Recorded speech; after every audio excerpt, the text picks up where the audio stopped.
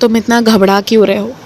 अगर तुमसे ये कहा गया है कि तुम्हें बिना लहसुन प्याज के सादी सब्ज़ी बनानी है, स्वादिष्ट सब्ज़ी बनानी है, तो चलो तुम मेरा नाम लेकर शुरू करो। तुम्हें जो भी व्यंजन पकाने को कहा गया है तुम मेरा नाम लेकर आज पकाना, और वो व्यंजन इतने स्वाद वाले बनेंगे, इतने स्वादिष्ट बनेंगे ना कि सब तुमसे पूछेंगे कि उसे बनाने की क्या विधि रही है। और तब तुम सबको ये खुलकर कह पाओगे कि कुछ नहीं, बस साईं नाम का जाप करते करते तुमने उस चीज़ को पकाया है। तुम मेरे ऊपर भरोसा रखो। तुम्हें जो भी बनाने को कहा जा रहा है, जो भी सेवा दी जा रही है, तुम बेवजह उन्हें मना मत करो, क्योंकि तुमसे मैं बहुत अच्छे प्रसाद बनवा लूँगा, बहुत अच्छे भोजन बनवा लूँगा। तुम इसलिए बिल्कुल चिंता मत करो। तुम्हारे घर एक अति साधारण सा व्यक्ति पिछले कुछ दिनों से सोच रहा है, पर आने वाले 2 हफ्तों के अंदर अंदर तुम्हारे घर भोजन करने आएगा। और उस दिन मैं सच में चाहूँगा कि तुम अपने हाथों से भोजन पकाकर खिलाओ।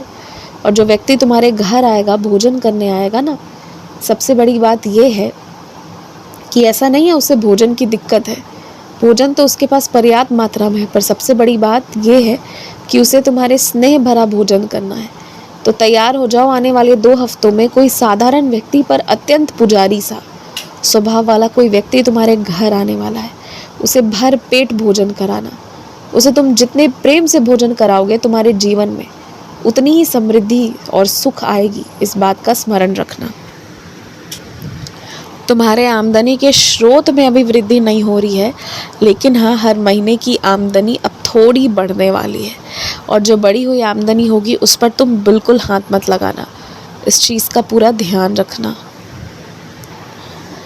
तुम्हारे आसपास कुछ लोग ऐसे हैं जो बार बार और हर बार तुम्हें भटकाएंगे एक ऐसे जीवन व्यतीत करने के लिए जो तुम्हें पसंद नहीं है। जिस जीवन में जितना सुख नहीं है, उससे ज़्यादा सुख होने का एहसास होता है और वो दिखता है। लेकिन तुम भी एक बात जान लो कि मैं भी ज़िद करके बैठा हुआ हूँ। ये सब लोगों के होते हुए भी ऐसी काबू पाओगे ना तुम अपने मन में, ऐसी काबू पाओगे अपने मन में कि तुम भी स्थिर और शांत ही रहोगे। कोई चाह कर भी ना तुमसे ज़रा सा इधर से उधर नहीं करवा पाएगा, ध्यान रखना। और एक बात कहूँ, मेरी इतनी कृपा है ना तुम्हारे जीवन में कि कुछ गलत दस्तखत होने वाले थे, तुम्हारे जीवन के बहुत बड़े फैसले इधर से उधर हो सकते थे, लेकिन कभी नहीं हो पाया। ये सब तुम्हारे पीठ पीछे की बात है, तुम्हें कभी मालूम भी नहीं हुई, और कोई तुम्हें बुलाने या बताने भी नहीं आया, ना ही कोई बताने आएगा।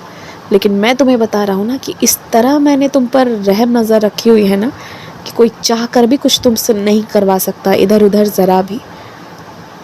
जो बहुत पुरानी बिल्डिंग है, जो तुम्हें लगता है कि ठीक से उसका देख दिखाव रखाव नहीं है, और वहाँ पर यदि तुम बस कुछ खाने पीने या व्यायाम करने के नज़र से जाते हो, या सिनेमा वगैरह देखने जा रहे हो, या बस मनोरंजन के लिए जा रहे हो, तो वैसी पुरानी बिल्डिंग में मत जाओ। अगर काम के सिलसिले में जा रहे हो, ज़रूरी है, तो बात अलग है, वहाँ तो मैं तुम्हारी रक्षा कर ही रहा हूँ। लेकिन बात मनोरंजन का है तो तुम्हें खुद अपने तरफ से सावधानी बरतते हुए कोई दूसरा रास्ता चुनना चाहिए। ये चीज़ तुम्हें खुद अपने तरफ से करना होगा अपने सुरक्षा के लिए। खूब खुश रहो, मुस्कुराते रहो, अपना काम बिना किसी उम्मीद के बस दिल से मेहनत से करो। ज़्यादा उम्मीद, ज़्यादा आशाएं रखते हो तभी दिक्कत होती है। आशा मत रखो, बस खुशी से मेहनत से करो, मैं बाकी सब देख लूँगा। आयुष्मान भव।